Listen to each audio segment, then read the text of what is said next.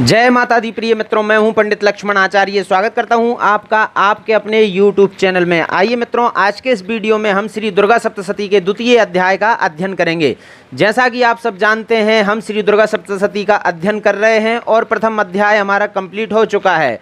आज हम द्वितीय अध्याय का अध्ययन करेंगे। इससे पहले मित्रों, यदि आपने हमारे चैनल को सब्सक्राइब नहीं किया है तो चैनल को सब्सक्राइब कर लीजिए, बेल के आइकन को प्रेस कर दीजिए और वीडियो को लाइक अवश्य करें और कमेंट बॉक्स में जाकर के जय माता दी लिख दीजिए। आइए पढ़ना प्रारंभ करते हैं। सबसे पहले आपको हाथ में जल लेकर के यह विनियोग पढ़ना है। ओम मध्यम चरित्रस्य विष्णुर्ऋषिः महालक्ष्मीर्देवता उष्णिक छंदः शाकंभरी शक्तिः दुर्गा बीजं वायुस्तत्वं यजुर्वेदः स्वरूपं श्री महालक्ष्मी प्रीत्यर्थं मध्यम चरित्र पाठे विनियोगः। ओम अच्छस्त्रक परशुं गदेषु कुलिसं पद्मं धनुष्कुण्डिकां दंडं शक्तिमसिं च चर्मजलजं घंटां सुराभाजनं शूलं पाशसुदर्शने च दधतीं हस्तैः प्रसन्नाननां सेवे शैरिभमर्दिनी मिहमः लक्ष्मीं सरोजस्थितां। लेवत धोकर के पढ़ेंगे एक बार, ध्यान। ओम अच्छस्त्रक परशुं गदेषु कुलिसं पद्मं धनुष्कुण्डिकां दण्डं शक्तिमसिं च चर्मजलजं घंटां सुराभाजनं शूलं पाशसुदर्शने च दधतीं हस्तैः प्रसन्नाननां सेवे शैरिभमर्दिनीमिहमः लक्ष्मीं सरोजस्थितां। इस प्रकार से ध्यान पढ़ने के पश्चात आइए आगे पढ़ते हैं। ओम ह्रीं ऋषिरुवाच देवासुरमभूद्युद्धं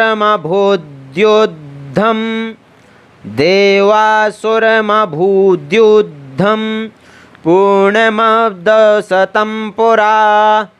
देवासुरमभूद्युद्धं पूर्णमब्दशतं पुरा महिषे सुराणामधिपे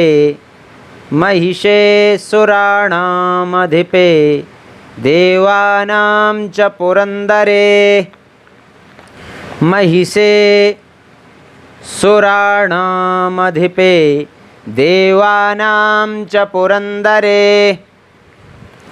तत्रासुरैर्महावीर्यैर्देवसैन्यं पराजितं तत्रासुरैर्महावीर्यैर्देवसैन्यं पराजितं जित्वा च सकलान् देवा निन्द्रो भून्महिषासुरः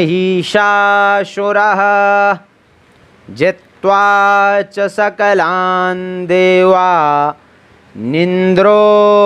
भून्महिषासुरः ततः पराजिता देवाः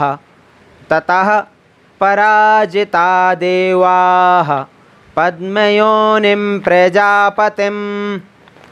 पुरस्कृत्य गतास्तत्र यत्रेष गरुडध्वजौ पुरस्कृत्य गतास्तत्र यत्रेष गरुडध्वजौ यथा वृत्तं तयोस्तद्वन् महिषासुरचेष्टितं यथा वृत्तं तयोस्तद्वन् महिषासुरचेष्टितं यथा वृत्तं तयोस्तद्वन्महिषासुरचेष्टितं त्रिदशाः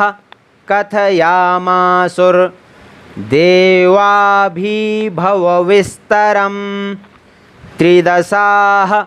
कथयामासुर्देवाभिभवविस्तरं सूर्येन्द्राग्न्यनिलेन्दूनां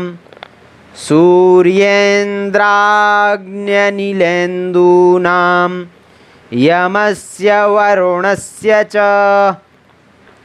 सूर्येन्द्राग्न्यनिलेन्दूनां यमस्य वरुणस्य च अन्येषां चाधिकारान् स स्वमेवाधितिष्ठति अन्येषां चाधिकारान् स स्वमेवाधितिष्ठति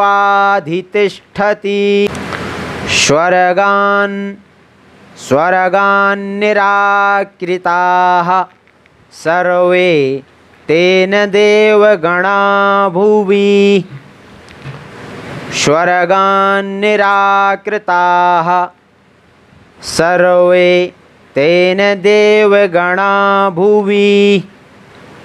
विचरन्ति यथा मर्त्या महिषेण दुरात्मना विचरन्ति यथा मर्त्या महिषेण दुरात्मना एतद्वः कथितं सर्वममुरारिविचेष्टितम् एतद्वः कथितं सर्वममुरारिविचेष्टितं शरणं वः प्रपन्नः स्मो वधस्तस्य विचिन्त्यताम् शरणं वः प्रपन्नः स्मो वधस्तस्य विचिन्त्यताम् इत्थं निशम्य देवानां वचांसि मधुसूदनः इत्थं निशम्य देवानां वचांसि मधुसूदनः चकार कोपं शम्भुश्च भ्रकुटीकुटिलाननौ चकार कोपं शम्भुश्च भ्रकुटीकुटिलाननौ ततो तिकोपपूर्णस्य चक्रिणो बदनात्ततः ततो तिकोपपूर्णस्य चक्रिणो वदनात्ततः निश्चक्रां महत्तेजो ब्रह्मणः शङ्करस्य च निश्चक्राम महत्तेजो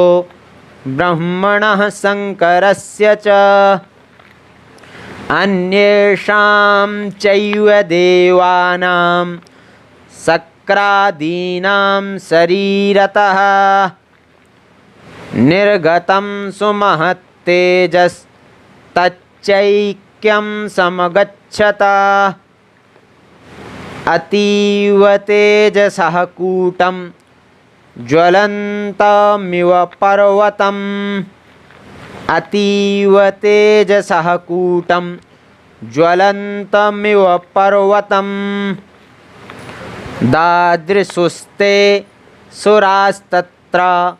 ज्वालाव्याप्तदिगन्तरं दादृशुस्ते सुरास्तत्र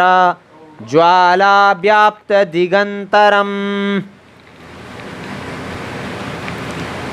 अतुलं तत्र तत्तेजः सर्वदेवशरीरजम् एकस्थं तदभून्नारी व्याप्तलोकत्रयं त्वयिषा एकस्थं तदभून्नारी व्याप्तलोकत्रयं त्वयिषा भूच्छाम्भवं तेजस् तेना जायत तन्मुखम् यद भूच्छाम्भवं तेजस् तेना जायत तन्मुखम् यद भूच्छाम्भवं तेजस् तेना जायत तन्मुखम् यद भूच्छाम्भवं तेजस् तेना जायत तन्मुखम् याम्येन च भवन केशा बाह्यो विष्णु तेजसा सौम्येन स्तनयोर्युग्मं मध्यं चैन्द्रेण चाभवत् सौम्येन स्तनयोर्युग्मं मध्यं चैन्द्रेण चाभवत् वारुणेन च जङ्घोरु नितम्बस्तेजसा भुवः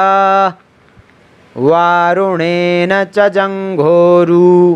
नितम्बस्तेजसा भुवः ब्रह्मणस्तेजसा पादौ तदङ्गुल्योर्कतेजसा ब्रह्मणस्तेजसा पादौ तदङ्गुल्योर्कतेजसा वसूनां च कराङ्गुल्यः कौबेरेण च नासिका वसूनां च कराङ्गुल्यः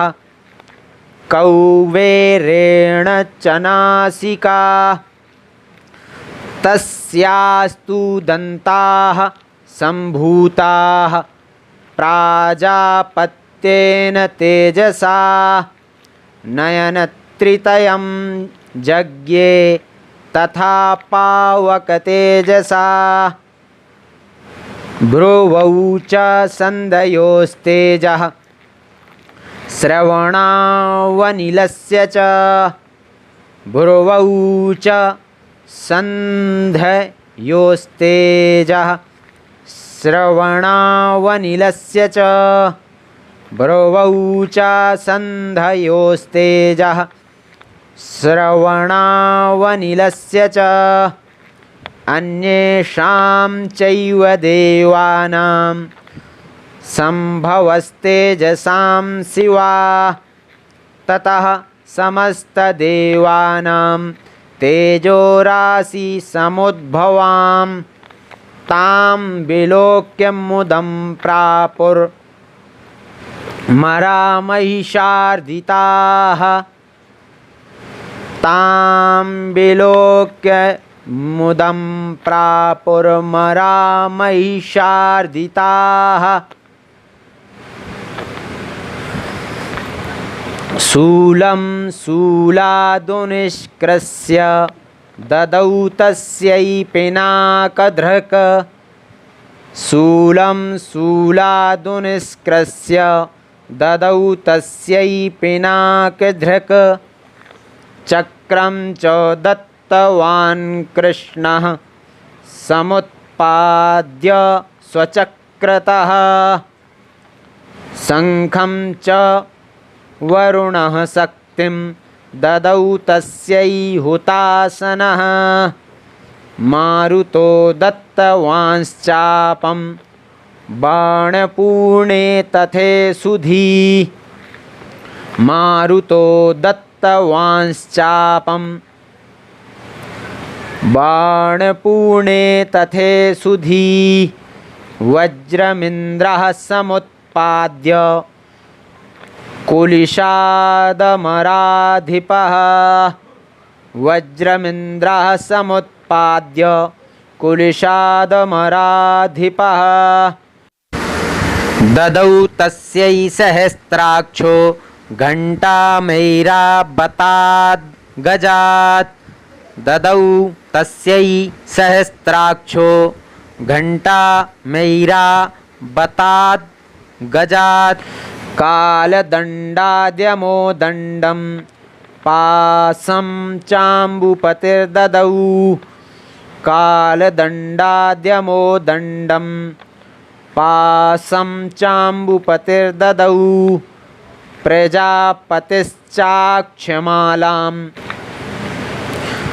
प्रजापतिश्चाक्षमालां ददौ ब्रह्मा कमण्डलुं प्रजापतिश्चाक्षमालां ददौ ब्रह्मा कमण्डलुं समस्तरोमकूपेषु निजरश्मीन् दिवाकरः कालश्च दत्तवान् खड्गं तस्याश्चर्म च निर्मलं क्षीरोदश्चामलं हारमजरे च तथाम्बरे चूडामणिं तथा देव्यं कुण्डले कटकानि च चूडामणिं तथा देव्यं कुण्डले कटकानि च अर्धचन्द्रं तथा शुभ्रं केयूरान् सर्वबाहुषु अर्धचन्द्रं तथा शुभ्रं केयूरान् सर्वबाहुषु अर्धचन्द्रं तथा शुभ्रं केयूरान् सर्वबाहुषु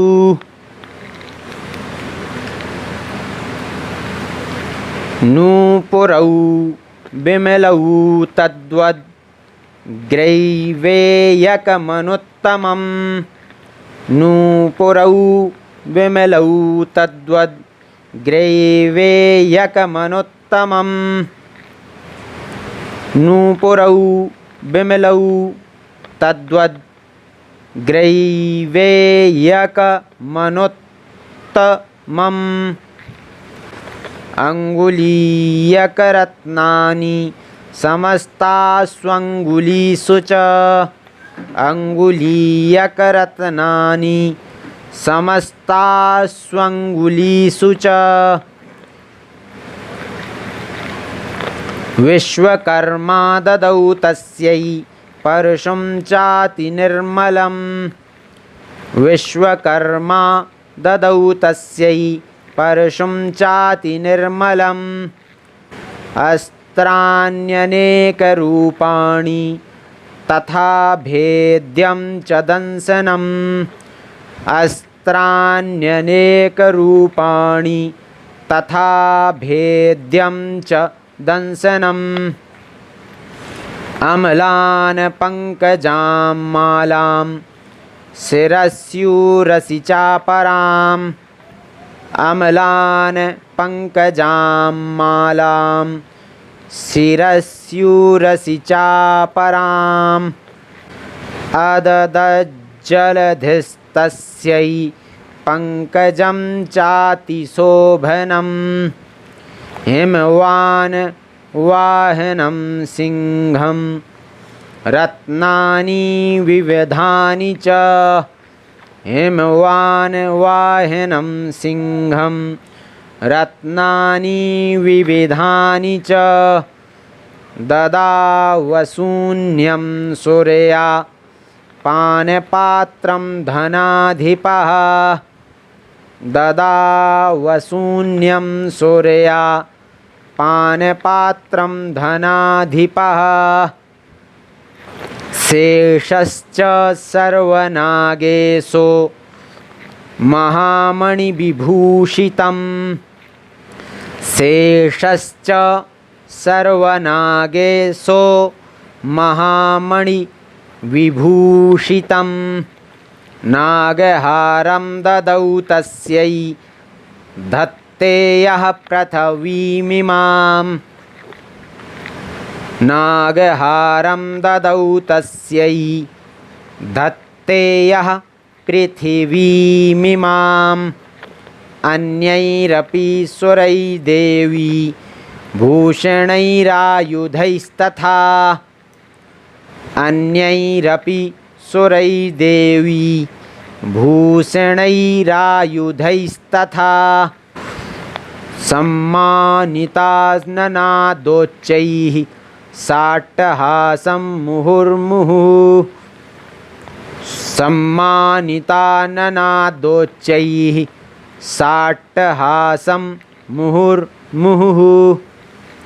तस्यानादेन घोरेण कृतस्नमा पूरितं नभः तस्यानादेन घोरेण कृतस्नमा पूरितं नभः अमायतातिमहता प्रतिशब्दो महान् भूत् अमायतातिमहता प्रतिशब्दो महान् भूत् चुक्षुभुः सकलालोकाः समुद्राश्च चकम्पिरे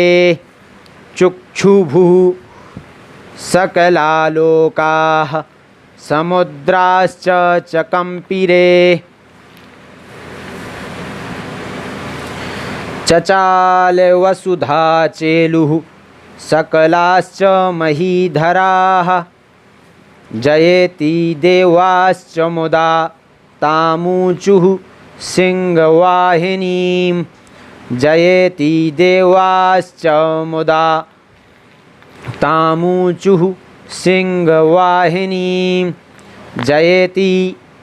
देवाश्च मुदा तामूचुः सिंहवाहिनीं तुष्टुबुर्मुनयश्चैनां भक्तिनम्रात्ममूर्तयः तुष्टुबुर्मुनयश्चैनां भक्तिनम्रात्ममूर्तयः तुष्टुबुर्मुनयश्चैनां भक्तिनम्रात्ममूर्तयः दृष्ट्वा समस्तं संक्षुब्धं त्रैलोक्यममरारयः दृष्ट्वा समस्तं संक्षुब्धं त्रैलोक्यममरारयः दृष्ट्वा समस्तं संक्षुब्धं त्रैलोक्यममरारयः सन्नद्धाखिलसैन्यास्ते समुत्तस्थुरुदायुधाः सन्नद्धाखिलसैन्यास्ते समुत्तस्थुरुदायुधाः आह किमे तदिति क्रोधा दाभास्य महिषासुरः आह किमे तदिति क्रोधा दाभास्य महिषासुरः आह किमे तदति क्रोधा दाभास्य महिषासुरः अभ्यधावत तं शब्दमशेषैरसुरैर्वृतः अभ्यधावत तं शब्दमशेषैरसुरैर्वृतः अभ्यधावत तं शब्दमशेषैरसुरैर्वृतः सा दादर्श ततो देवीं व्याप्तलोकत्रयां त्वयिषा सा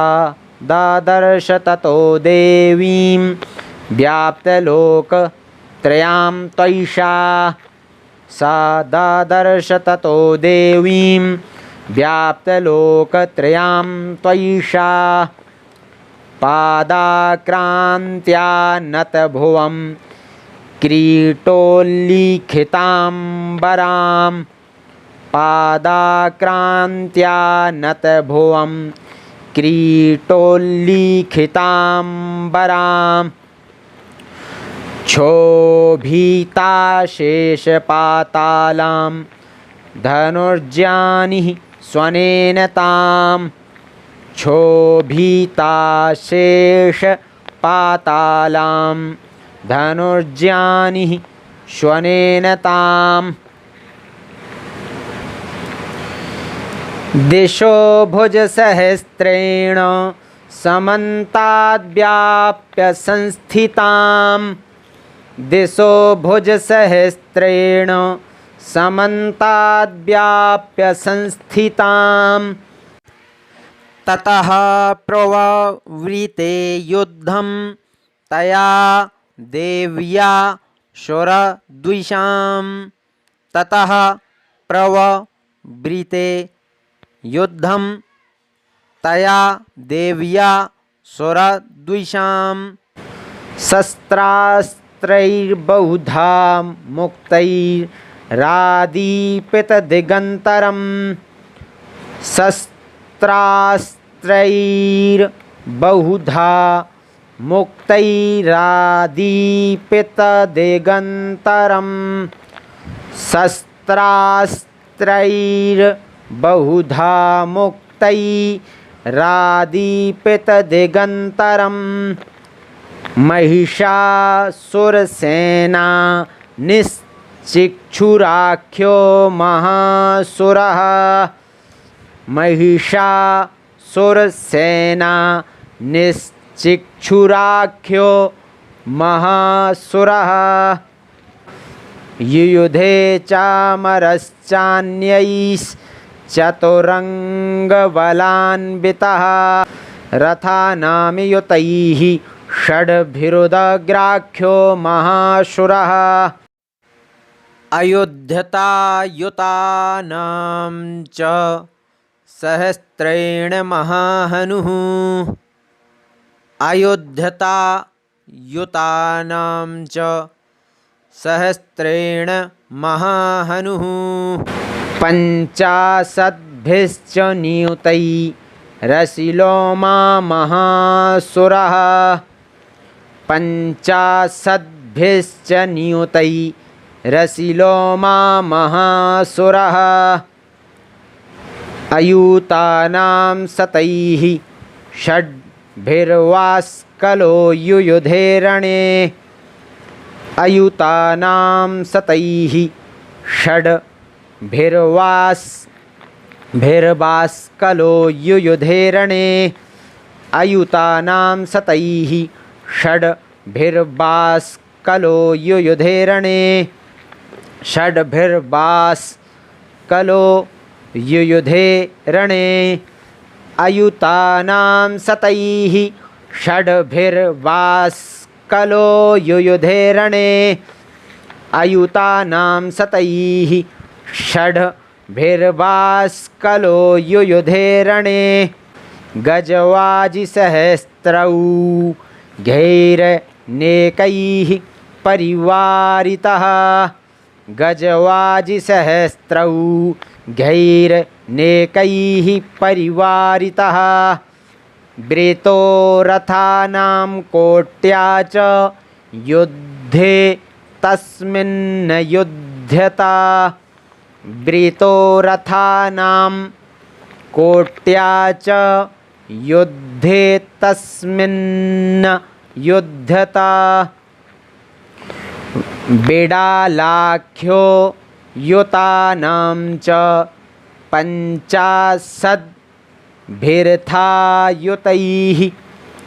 बिडालाख्यो युतानां च पञ्चाशद्भिर्थायुतैः भिर्थायुतैः बिडालाख्यो युतानां च पञ्चाशद्भिर्थायुतैः युयुधे संयुगे तत्र रथानां परिवारितः अन्ये च तत्रायुतसो रथनागहयैर्वृताः अन्ये च तत्रायुतसो रथनागहयैर्वृताः युयुधुः संयुगे देव्या सह तत्र महासुराः युयुधुः संयुगे देव्या सह तत्र महासुराः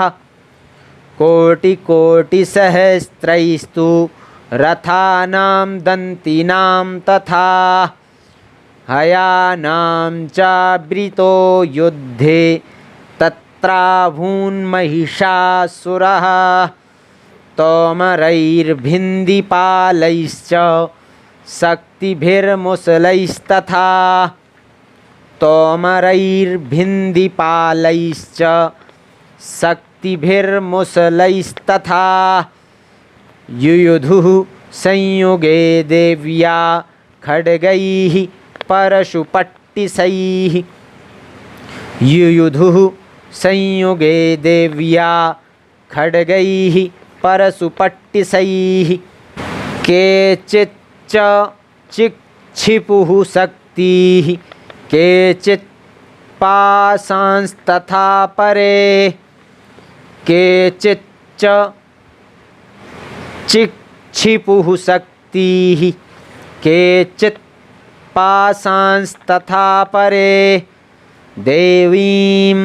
खड्गप्रहारैस्तु ते तां हन्तुं प्रचक्रमुः देवीं खड्गप्रहारैस्तु ते तां हन्तुं प्रचक्रमुः देवीं खड्गप्रहारैस्तु ते तां हन्तुं प्रचक्रमुः देवीं खड्गप्रहारैस्तु ते तां हन्तुं प्रचक्रमुः सापि देवी ततस्तानि शस्त्राण्यस्त्राणि चण्डिका सापि देवी ततस्तानि शस्त्राण्यस्त्राणि चण्डिका लीलयैव प्रचिच्छेद निजशस्त्रास्त्रवर्षिणी लीलयैव प्रचिच्छेद निजशस्त्रास्त्रवर्षिणी अनायस्तानना देवी स्तूयमाना सुरर्षिभिः स्तूयमाना सुरर्षिभिः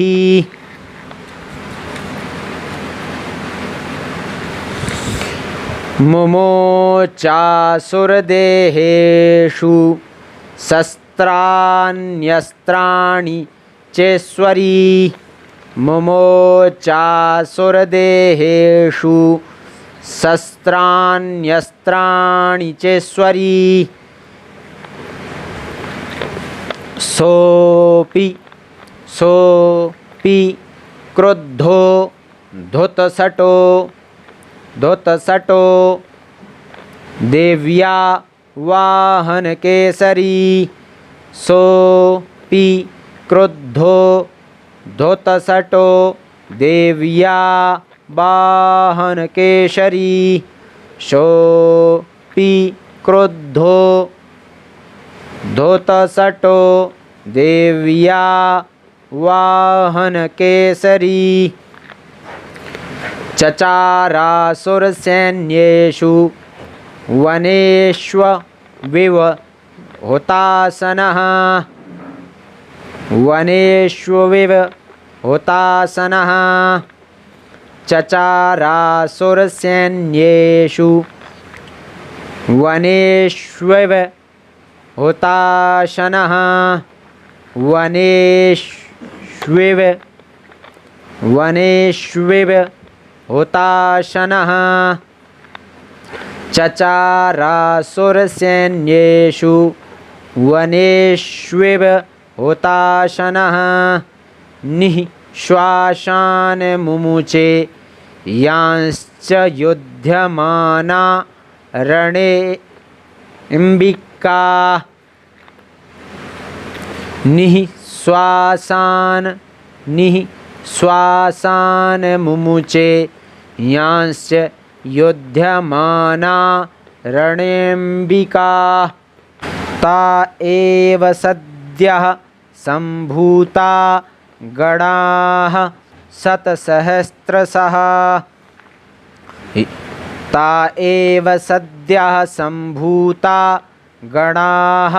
शतसहस्रशः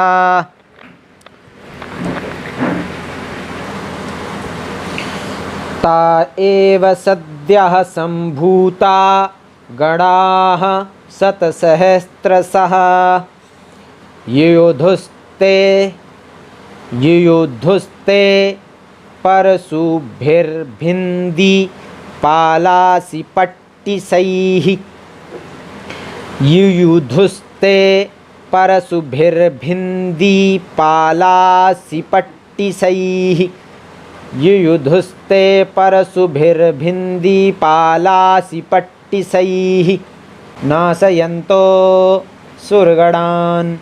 देवी शक्त्योपबृंहिताः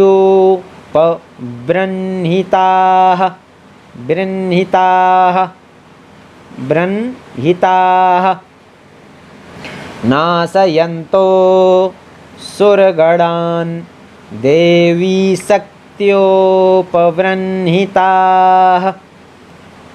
अवादयन्त पटहान् गणाः शङ्खास्तथा परे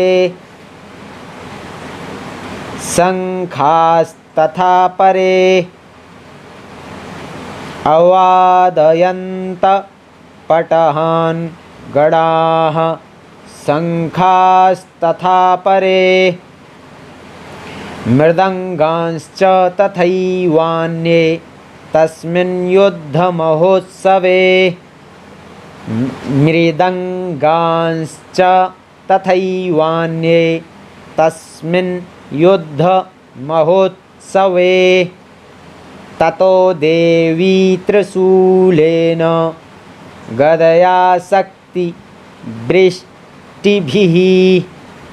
वृष्टिभिः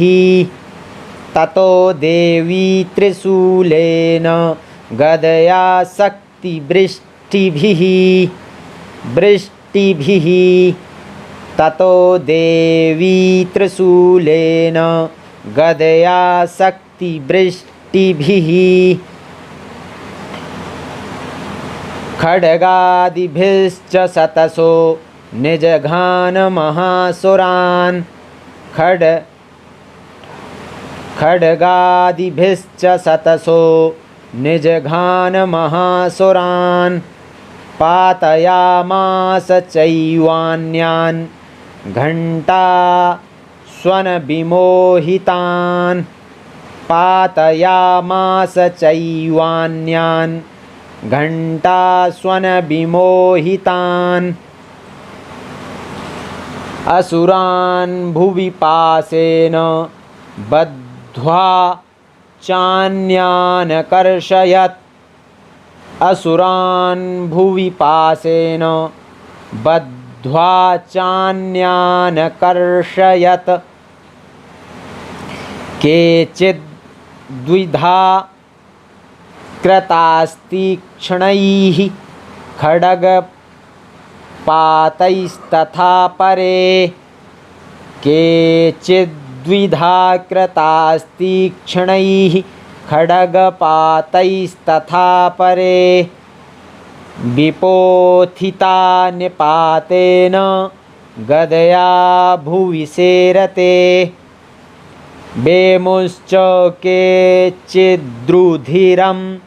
मुशलेन भृशं हताः बेमुश्च केचिद्रुधिरं मुशलेन भृशं हताः बेमुश्च केचिद्रुधिरं मुशलेन भृशं हताः बेमुश्च केचिद्रुधिरं मुशलेन भृशं हताः केचिन्निपतिता भूमौ भिन्नाः शूलेन वक्षसि केचिन्निपतिता भूमौ भिन्नाः शूलेन वक्षसि केचिन्निपतिता भूमौ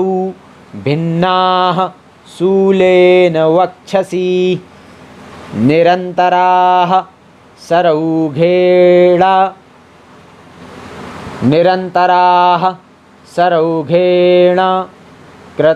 कृताः केचिद्रणाजिरे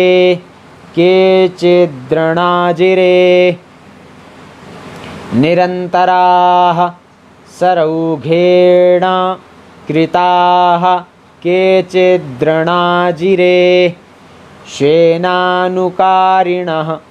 प्राणान् मुमुचुस्त्रिदशार्दनाः केषाञ्चित् वाहवश्छिन्नाश्छिन्नग्रीवास्तथा परे केषाञ्चित् वाहवश्छिन्नाश्छिन्नग्रीवास्तथा परे केषाञ्चित् वाहवश्छिन्नाश्छिन्नग्रीवास्तथा परे शिरांसि पेतुरन्येषा मन्ये मध्ये विदारिताः विच्छिन्नजङ्घास्त्वपरे पेतुरुर्भ्यां महासुराः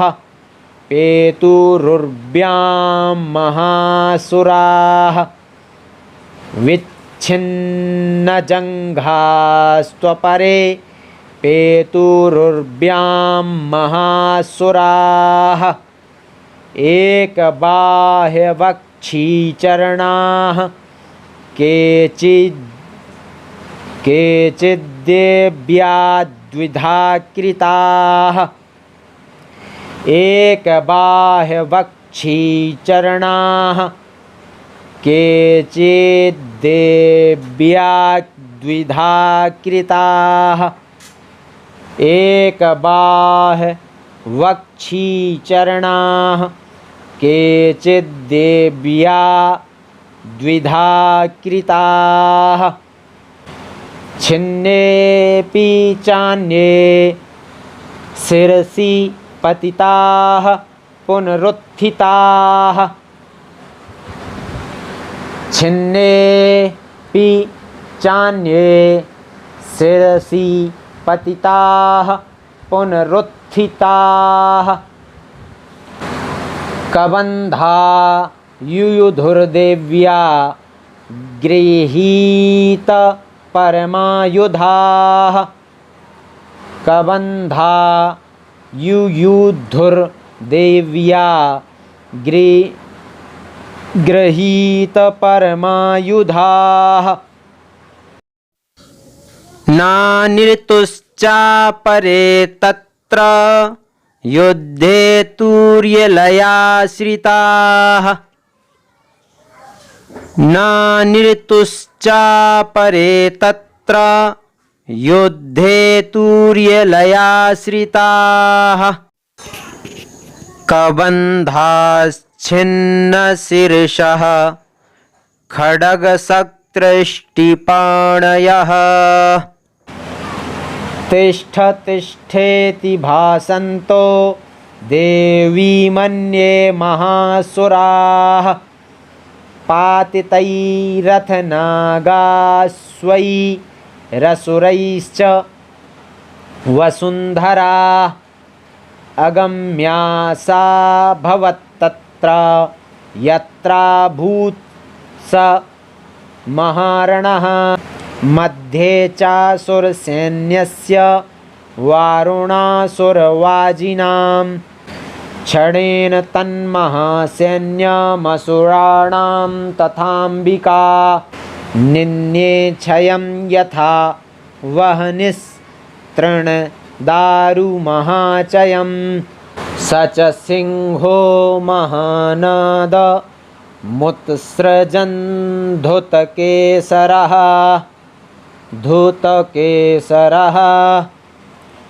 शरीरेभ्यो मरारीणा मसूनिव विचिन्वति शरीरेभ्यो मरारीणा मसूनिव विचिन्वति देव्या गणैश्च तैस्तत्र कृतं युद्धं महासुरैः यथैषां तुतुसुर्देवाः पुष्पवृष्टिमुचो दिवि शरीरेभ्यो मरारीणामसूनिव विचिन्वति देव्या गणैश्च तैस्तत्र कृतं युद्धं महासुरैः यथैषां तुतुसुर्देवाः पुष्पवृष्टिमुचो दिवि। ओम। इसी प्रकार से आप समस्त पाठ पढ़ेंगे। जहाँ पर आपको समझ में ना आए वहाँ पर वीडियो को बैक करके देख लेना। चलिए चलते हैं, फिर मिलेंगे अगले वीडियो में। तब तक के लिए जय माता।